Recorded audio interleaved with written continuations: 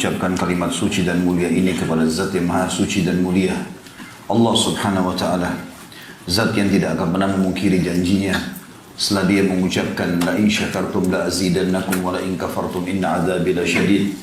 Kalau kalian bersyukur pasti aku akan tambah, dan kalau kalian kufur azabku sangat pedih. Dan tentu kita sebagai orang muslim sangat yakin dengan janji Allah itu, dan kalimat alhamdulillah akan menjadi senjata utama kita yang kita gunakan agar seluruh apa yang Allah janjikan kita dapatkan. Jadi kita lanjutkan selanjutnya apa yang diperintahkan oleh Allah Subhanahu wa Ta'ala, yaitu mengucapkan salam hormat kepada pembawa risalah Nabi besar Muhammad sallallahu alaihi wasallam, sebagaimana Allah dan malaikatnya mengucapkan salam hormat kepadanya. Melanjutkan bahasan dosa-dosa besar kita, semoga Allah selamatkan kita dari semuanya. Dan kita masuk pada malam ini ditulis oleh Syekh Muhammad bin Wahab rahimahullah, dosa besar tentang bab al-jahalah atau bab kebodohan.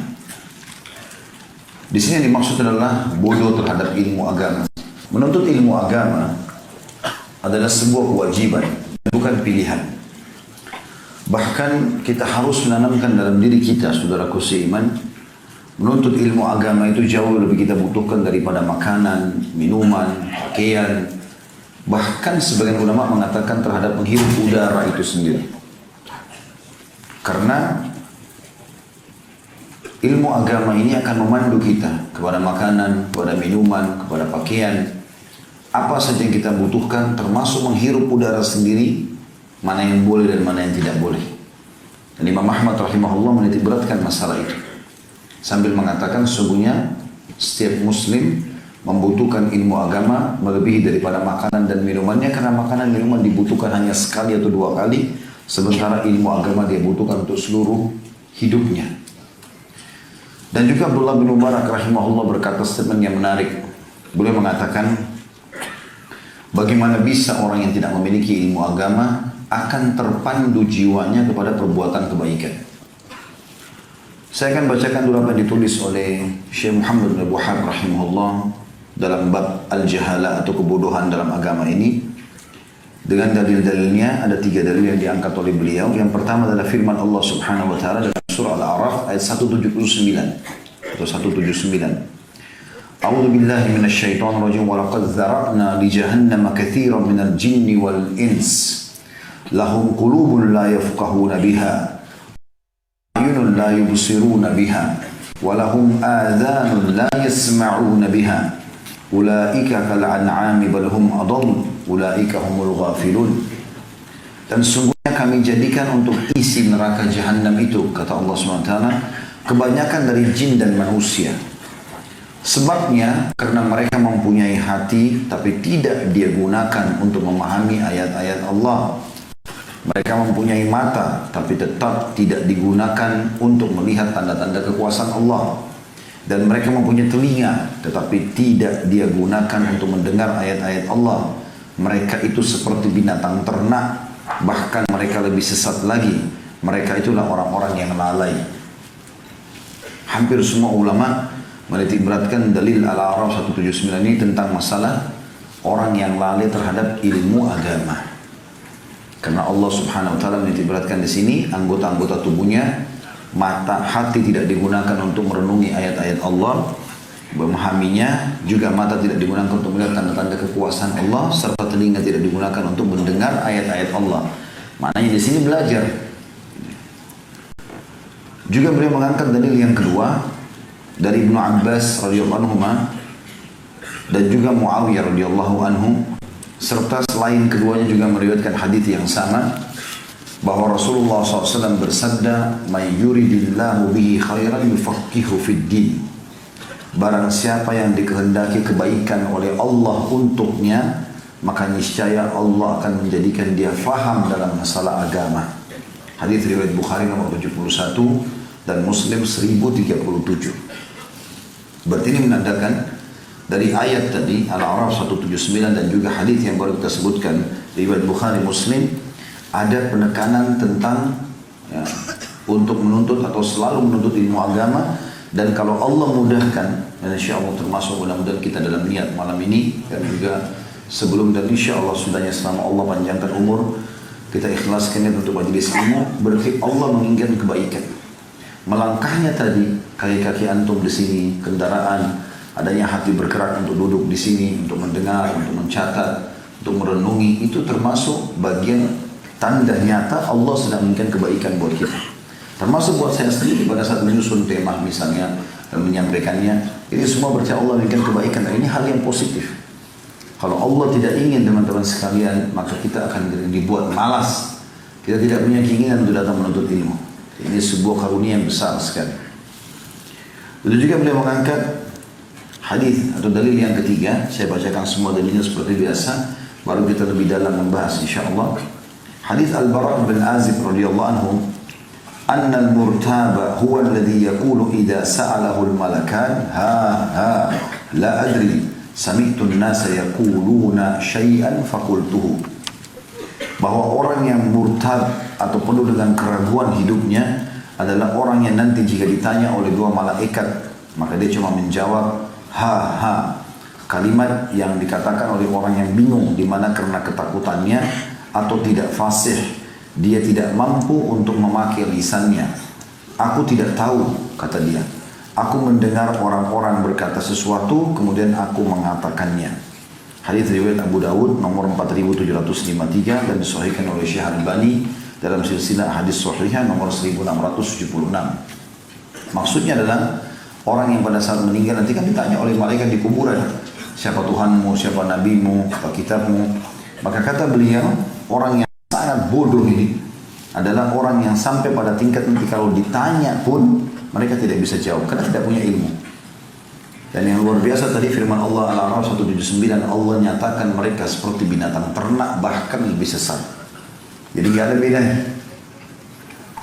Begitu juga dengan teman-teman yang sibuk kerja di toko buku agama, sibuk menjadi security di pesantren-pesantren misalnya, atau panitia-panitia pengajian juga banyak seperti itu. Mereka pada saat berada dekat halaqah-halaqah ilmu, bukannya mereka gunakan maksimal waktu untuk belajar, tapi hanya menjaga saja dan tidak mendengarkan manfaat, sehingga akhirnya mereka sibuk ya, dengan hanya menjaga dan seterusnya. Bukan harus meninggalkan pekerjaan utama, tapi dia bisa mendengarkan. Mungkin kalau sekarang dengan media kita dari handphone, live-nya, atau mungkin dia duduk dekat jendelanya sambil berjaga sehingga dia bisa mendengar. Karena orang-orang yang punya kesempatan untuk belajar Al-Quran, belajar sunnah Nabi SAW, kalau mereka tidak lakukan itu, bahkan dalam surah Al-Jum'ah juga digambarkan mereka seperti keledai yang memikul kitab-kitab. Keledai sebanyak apapun kita pikulkan kitab, dia tidak bisa ambil manfaat dari kitab itu. Berapa banyak saya sering dengar teman-teman sekalian orang-orang yang sudah tua, bahkan ada satu orang yang punya hubungan kerabat sama kami, nanti umurnya sudah hampir 70 tahun baru dia mengatakan, saya ingin menuntut ilmu dan saya mau tulis tentang sahabat Abu Bakar, sahabat Umar, sahabat Uthman, sahabat Ali. Mana di masa mudanya orang ini? 60 tahun, 50 tahun dihabiskan kemana saja? Kenapa gak dipakai untuk menuntut ilmu? Ruginya apa teman-teman pada saat dulu di majelis ilmu seperti ini? Karena ruginya sama sekali. Tidak ada sesuatu yang hilang dari kita, bahkan kita mendapatkan ketentraman yang luar biasa. Baik, mari kita mereview kembali apa saja keutamaan-keutamaan majelis ilmu itu sendiri. Kita mulai dari keutamaan penuntut ilmu dulu. Siapapun yang datang, saya dan antum yang sama-sama sambil menuntut ilmu tentunya, kita renungi firman Allah Subhanahu wa taala dalam surah Al-Mujadilah, surah nomor 58 ayat 11 yang sudah masyhur ya. Bahwasanya Allah akan meninggikan derajatnya di dunia dan di akhirat. Ilmu agama ini meninggikan derajat antum di dunia. Allah akan berikan semua kebutuhan. Ya ilmu itu sendiri, ya harta, ya pasangan hidup, ya anak-anak, Allah muliakan. Allah berfirman, "A'udzu billahi minasyaitonir rajim. Yarfa'illahu alladhina amanu minkum walladhina utul ilma darajat." Allah pasti akan mengangkat derajat orang-orang yang beriman di antara kalian dan menuntut ilmu dengan derajat-derajat yang tinggi. Kata ulama, derajat dunia kebutuhannya dipenuhi, namanya harum, ilmunya luas, dan juga di akhirat. Ibnu Hajar berkata, yang dimaksud dengan orang yang menuntut ilmu adalah ilmu agama. Maka sudah seharusnya setiap muslim yang menuntut ilmu umum yang merupakan cuma sunnah atau pelengkap hidupnya, mau jadi dokter kah, mau jadi insinyur kah, mau apa saja spesialis yang sedang dia tekuni, maka dia harusnya memartnerkan itu dengan ilmu agama. Jadi biar dokter, biar insinyur, biar siapapun wajib dulu dalam halaqah ilmu, duduk, datang, mendengarkan ilmu agama, karena itu bukan pilihan. Saya dengar di Mauritania dari sumber-sumber yang bisa dipercaya, mereka itu di sana kalau duduk kumpul-kumpul, lagi minum kopi, lagi makan malam, makan siang, sama-sama. Walaupun dokter, walaupun insinyur, apapun spesialis yang umum, itu kalau mereka duduk nggak ada lagi mereka bicara tentang spesialis itu.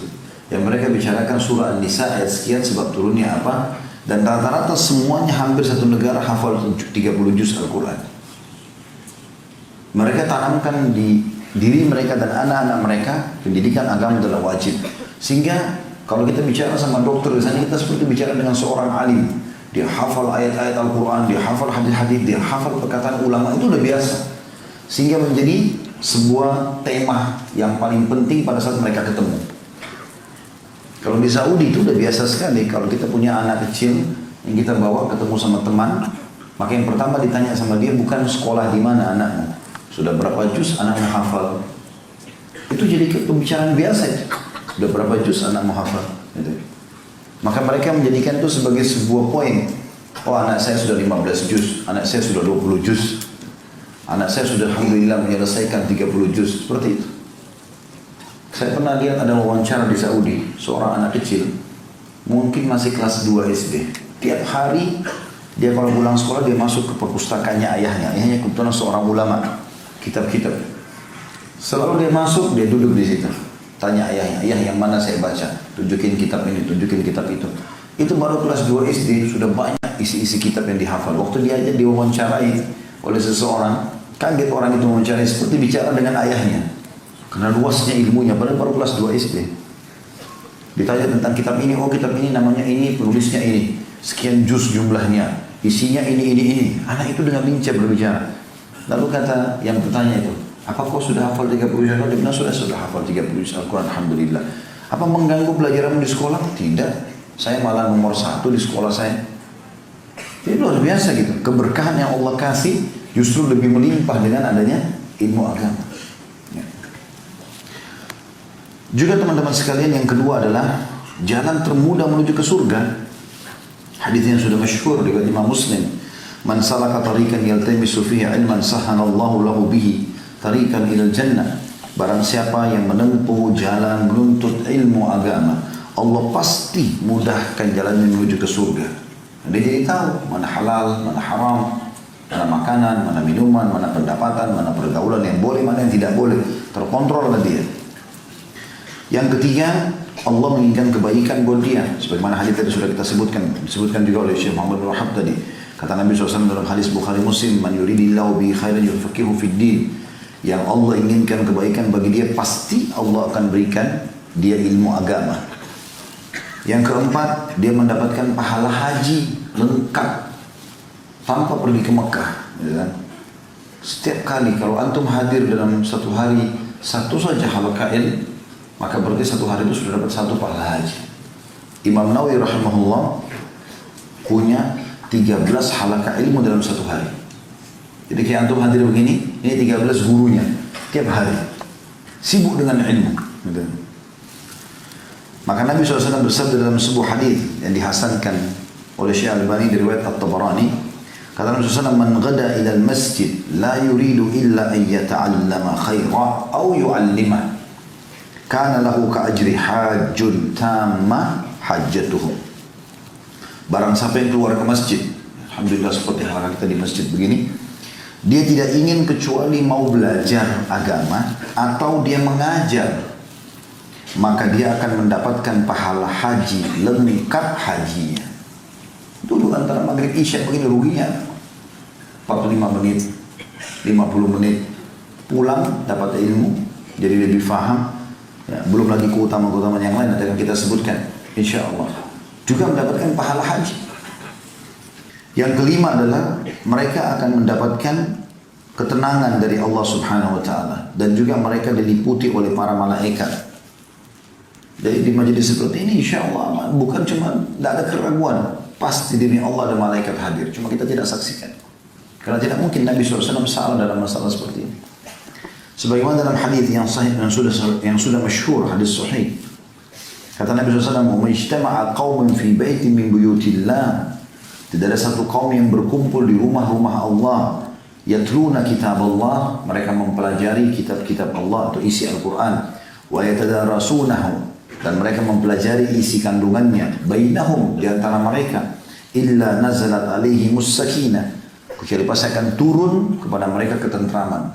Seperti anda merasakan, masa tidak bisa rasakan sekarang ada ketentraman, senyap, nyaman. Itu namanya sakinah. Itu janji Nabi SAW. Kemudian juga waghashiyatuhumur rahmah, mereka diberikan karunia. Rahmah itu karunianya Allah, dan kita tahu karunia pun adalah pemberian yang besar. Makanya orang kalau dikasih dapat anak baru dikatakan dikaruniakan anak. Tapi kalau makanan, minuman tiap hari dia dapat, tidak dikatakan dikaruniakan makan, tapi dia dapat makanan kan gitu, atau diberi makanan. Dan juga wahaffathumul malaika, dan mereka akan dikelilingi oleh para malaikat. Wa dzakarahumullahu fi man 'indah, dan Allah pasti menyebut-nyebut mereka di sisinya. Jadi di depan para malaikat, lihat si fulan, mereka kumpul, mereka gini dan begitu. Dalam hadis yang lain dikuatkan, Allah memiliki para malaikat yang khusus keliling mencari halaqah-halaqah zikir. Dan Atha bin Abi Rabah rahimahullah berkata, halaqah zikir adalah halaqah ilm. Nanti akan kita jelaskan di statement beliau. Karena beliau mengatakan majlis yang dimaksud dengan hadis Nabi SAW tentang masalah taman dari taman surga. Dan ini keutamaan yang setelahnya sebenarnya. Ini keutamaan yang kelima tadi. Yang keenam itu adalah kalau dulu dalam majelis itu seperti berada di taman-taman surga. Karena Nabi SAW mengatakan idza marartum bi riyadil jannah farta'u. Kalau kalian melewati taman dari taman surga maka duduklah. Segera duduk di situ. Qalu ya Rasulullah, wa ma riyadul jannah? Wahai Rasulullah, kata para sahabat, apa itu taman surga? Qala hilakul zikir. Beliau mengatakan kelompok orang berzikir. Hadis Tirmidzi dengan sanad hasan dan juga riwayat Ahmad. Atha bin Abi Rabah menjelaskan kedua hadis ini ya.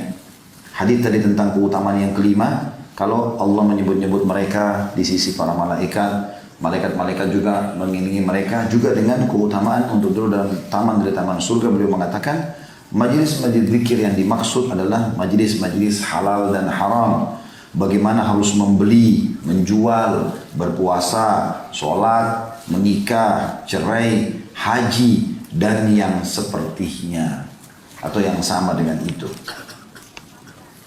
Abu Darda rahimahullah, kita masuk dulu ke poin yang ke-7. Ya.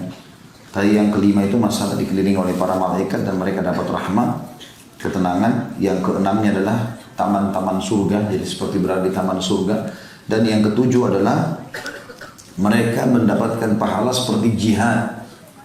Jadi sudah dapat pahala haji, dapat peningkatan derajat, dapat juga pahala jihad. Jadi seperti ibadah-ibadah yang memang sudah puncak ya, haji, jihad ini ibadah-ibadah yang besar, bobotnya sangat besar, didapatkan dengan halaqah ilmu. Disebutkan dalam sebuah hadis yang sahih riwayat Ibnu Majah dan Imam Ahmad. Kata Nabi SAW, man ja'a masjidi hadha lam ya'tihi illa li khair yata'allamuhu aw yu'allimah. Siapapun yang mendatangi masjidku ini, Nabi SAW ingatkan di zaman beliau kepada para sahabat, dia tidak datang ke masjid ini kecuali untuk kebaikan, belajar, ataupun dia mengajarkan. Fahuwa bimanzilatil mujahid fi sabilillah. Maka dia setingkat atau sama selevel dengan para orang yang jihad di jalan Allah. وَمَنْ جَاءَ لِغَيْرِ ذَلِكَ فَهُوَ بِمَنْزِلَةِ الرَّجُلِ يَنْظُرُ إِلَى مَتَاعِ غَيْرِهِ. Tapi orang yang datang bukan dengan niat itu untuk menuntut ilmu atau mengajarkan ilmu, maka dia hanya seperti orang yang melihat-lihat barang orang lain. Dia tidak dapat manfaat apa-apa. Abu Darda berkata rahimahullah, seandainya, jadi ini sebenarnya dari ketujuh poin tadi, Nah, itu keutamaan-keutamanya. Sekarang kita masuk tentang bagaimana gambaran para salafus saleh menanamkan semangat dalam diri mereka untuk menuntut ilmu. Abu Darda berkata radhiyallahu anhu, seandainya aku mendapatkan satu ayat dari Al-Quran, satu ayat saja, yang tidak aku fahami dan tidak ada seorang pun yang bisa mengajarkannya kecuali orang yang berada di Barkul Gamad. Barkul Gamad ini dijelaskan oleh para ulama kurang lebih 5 hari 5 malam dari Mekah jaraknya. Waktu itu ya menunggangi kuda gitu ya. Maka niscaya aku akan menjumpainya. Maka niscaya aku akan menjumpainya. Imam Bukhari rahimahullah memberikan syarat dalam nukil hadis, terutama hadis dalam kitab Sahih Bukharinya, itu adalah bertemu langsung dengan orang yang mengucapkan hadis itu, walaupun jauh jaraknya. Walaupun jauh jaraknya. Abu Darda berkata dalam saya ulangi tadi, seandainya aku mendapatkan satu ayat dari Al-Quran yang tidak saya fahami dan tidak ada seorang pun yang bisa mengajarkan kecuali orang itu berada di Barkul Gamad. Kata ulama jarak 5 malam dari Mekah, niscaya aku akan menjumpainya. Yang sudah katakan tadi Imam Bukhari rahimahullah itu untuk mencari satu hadis dia harus kasih syarat dirinya menemui orang itu. Dia datang ke wilayahnya, walaupun di ujung Rusia, didatangi sama dia. Naik unta, naik keledai sampai 1 bulan. Setelah ditemuin ditanya dulu. Sebelum dia tanya hadisnya, dia tanya dulu orang sekitarnya. Ini orang benar nggak nih? Kalau dikatakan oh iya ini orang benar gini, ada yang puji, ada ulama yang memujinya, ada murid-muridnya, baru kemudian dia datang dan tanya lagi, benar nggak kamu telah menyebutkan hadis begini? Iya benar. Bisa saya dapatkan? Disebutkanlah hadis tersebut. Setelah itu Imam Bukhari masih sholat lagi istikharah untuk menulis hadis itu dalam kitab Sahih. Tapi yang kita lihat di sini syaratnya beliau adalah datang ke tempat itu. Imam Ahmad rahimahullah dikatakan pergi menempuh jarak berbulan-bulan. Bahkan kata Ibnu Jauzi rahimahullah, Imam Ahmad sudah keliling dunia 2 kali. Seluruh dunia dikelilingi. Pada zaman itu orang pakai kuda, pakai keledai, jaraknya jauh-jauh gitu. 2 kali dia kelilingi dunia pada saat itu, baru bisa menyusun kitab Al-Musnad.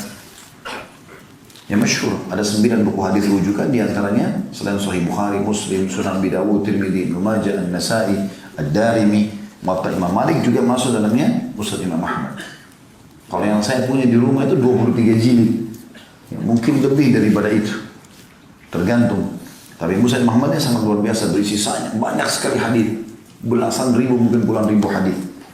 Tapi beliau mengelilingi dulu dunia, baru bisa menulis itu. Disebutkan dalam buku Al-Jarh wa Ta'dil oleh Ibnu Abi Hatim. Juga Sa'id bin Musayyab rahimahullah berkata, saya terbiasa melakukan rihlah atau perjalanan berhari-hari untuk mendapatkan sebuah hadis. Satu hadis itu mereka lakukan berhari-hari untuk mendapatkannya. Ini luar biasa ikhwan dan akhwat sekalian. Saya kadang-kadang kalau baca tentang kisah salafus saleh seperti ini, kita sebenarnya harus jadi cambukan ini. Karena sekarang kita di atas ranjang, kita di motor lagi lampu merah, di mobil, ya, apalagi Masya Allah yang Allah mudahkan orang punya supir, dia bisa buka setiap saat di handphonenya apa saja. Informasi-informasi yang luar biasa. Dia mau baca buku apa semuanya ada. Tidak ada sesuatu yang sulit gitu. Apalagi kalau antum jadwalkan misal hanya setiap malam sebelum tidur baca 5 hadis, 10 hadis, ya, baca saja.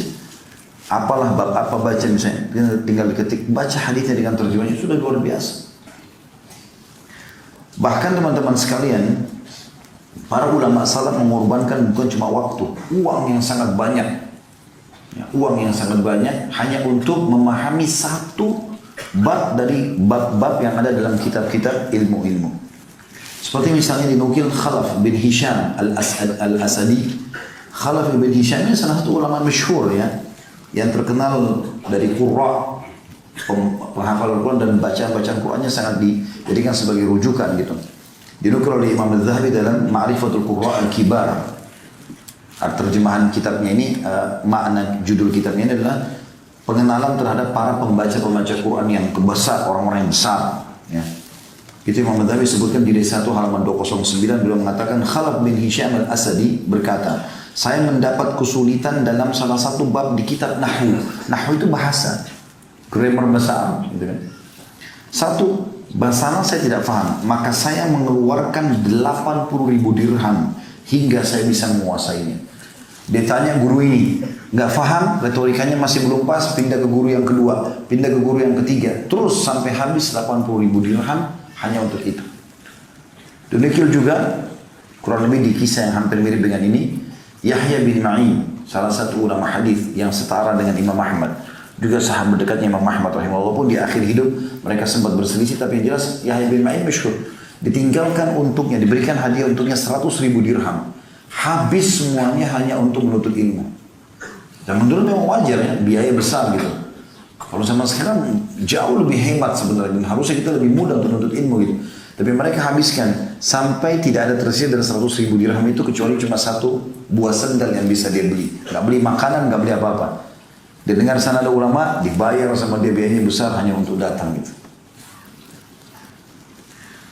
Abu Hurairah berkata, dan ini kita masuk juga ke poin penting teman-teman sekalian tentang usahakan menulis. Usahakan menulis. Walaupun menulis itu bisa di kertas, atau misalnya tulis di handphone. Karena kalau hanya mendengar, iya benar, bisa berbekas, bukan dilarang. Tapi akan beda efeknya kalau kita mendengar dengan kita menulis. Kita dengarkan apa yang dikatakan oleh para ulama salaf. Dimulai dari Abu Hurairah radhiyallahu anhu, beliau berkata, "Ma min ashabin Nabi sallallahu alaihi wasallam ahadun aktsaru haditsan anhu minni." Tidak ada satu orang pun dari sahabat Nabi sallallahu alaihi wasallam yang lebih banyak menukil hadis dari Nabi sallallahu alaihi wasallam dariku. Maksudnya aku orang paling banyak, kata Abu Hurairah. Illa ma kana min Abdullah bin Amr. Kecuali sainganku cuma satu, Abdullah bin Amr radhiyallahu anhu, anaknya Amr bin As. Abdullah bin Amr masyhur. Fa innahu kana yaktub wa la aktub. Karena dia dulu selalu menulis sementara saya tidak nulis. Jadi Abu Hurairah menganggap itu saingannya. Hafalannya kuat, tapi dengan menulis itu luar biasa pengaruhnya, jadi besar efeknya.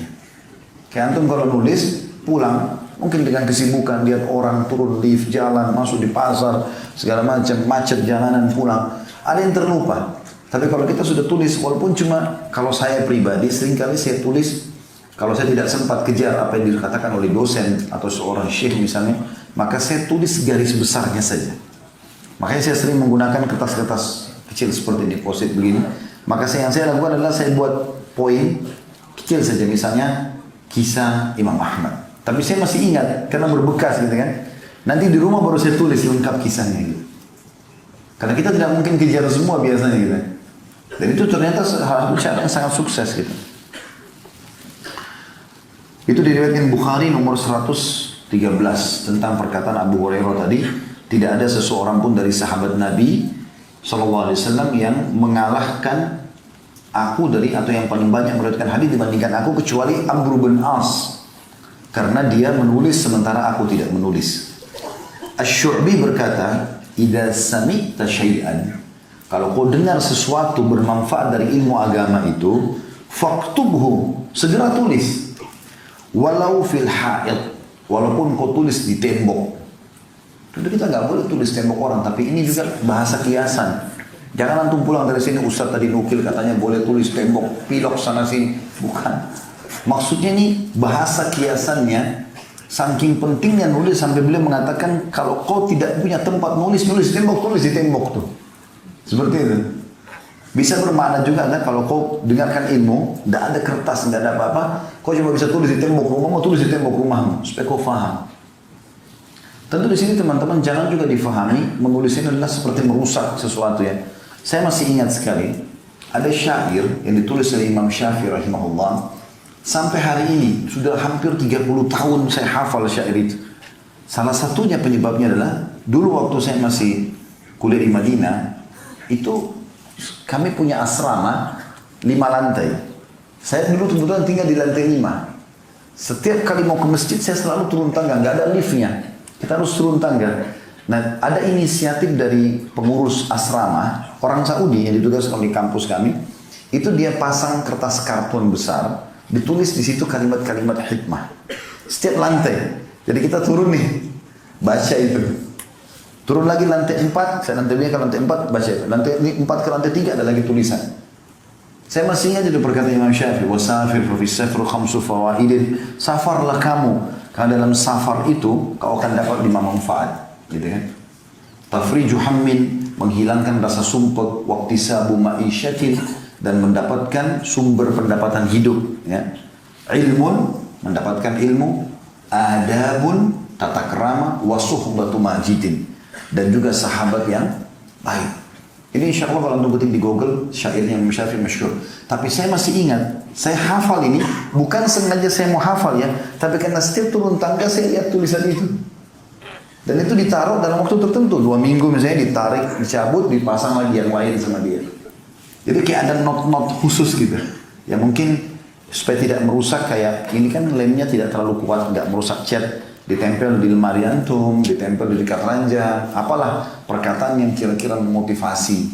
Misal masalah kematian, masalah menuntut ilmu, masalah surga, masalah bidadari, mungkin antum termotivasi. Paling cepat kalau bidadari kan.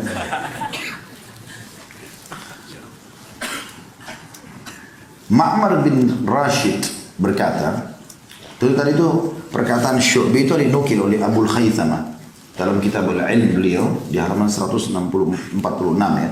Kalau kau dengar sesuatu yang bermanfaat, tulis walaupun di tembok. Dan saya sudah jelaskan tadi bagaimana sebenarnya tulisannya.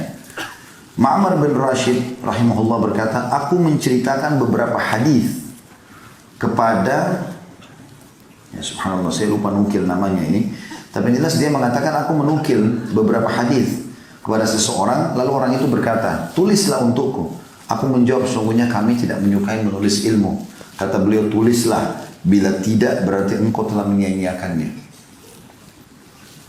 Abdullah bin Mubarak rahimahullah berkata, seandainya bukan karena tulisan, maka niscaya kami tidak akan hafal. Dinukil dalam kitab As-Siyar, itu Siyar Alam Nubala ya, sejarah tentang tokoh-tokoh yang luar biasa, alam, orang-orang yang sangat terkenal. Ini 40 jilid sekian bukunya, ada di 8 halaman 409. Imam Syafi'i juga berkata, dahulu ibuku sangat miskin, kisah beliau. Dahulu ibuku sangat miskin dan aku tidak bisa belajar kecuali aku hanya diberikan atau disodorkan kepada para kutab. Kutab itu kayak ahli nulis ya, atau para ulama yang memang memiliki orang-orang yang menulis di sekitarnya gitu kan. Sehingga aku pun ikut menulis. Karena miskinnya, ibuku tidak punya uang untuk memberikan aku buku, maka aku tinggal mencari tulang-tulang kering yang aku tulis. Dan kalau seandainya itu sudah penuh, tulang itu, aku berusaha meletakkannya di sebuah wadah yang aku bisa simpan. Jadi saking dikejar dengan menulis. Padahal Imam Syafi'i rahimahullah sudah hafal, tapi beliau tidak pernah meninggalkan tulisan. Mirip juga dengan tilawah Al-Quran ya. Walaupun kita sudah hafal 30 juz Al-Quran, tapi tetap disuruh baca. Jadi membaca, melihatnya itu penting gitu. Sampai dinukil Quran Uthman bin Affan yang sudah hafal Al-Quran di luar kepalanya. Bahkan dia baca 30 juz di akhir sholat witir. Yang biasa untuk baca Qulhuwallahu ahad itu. Ya. Beliau baca 30 juz Al-Quran. Tapi ditemukan pada saat meninggal, mushafnya beliau dari kulit yang sangat kuat. Itu saking seringnya dibuka-buka, sudah banyak yang sobek-sobek. Padahal beliau juga sudah hafal. Biasanya orang mungkin kalau sudah hafid, sudahlah nggak usah sentuh mushaf. Enggak. Beda pahala menghafalnya dan mengulangi, beda pahala dengan melihatnya.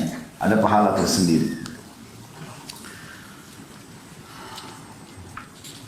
Allah subhanahu wa ta'ala memerintahkan kita untuk menulis ya.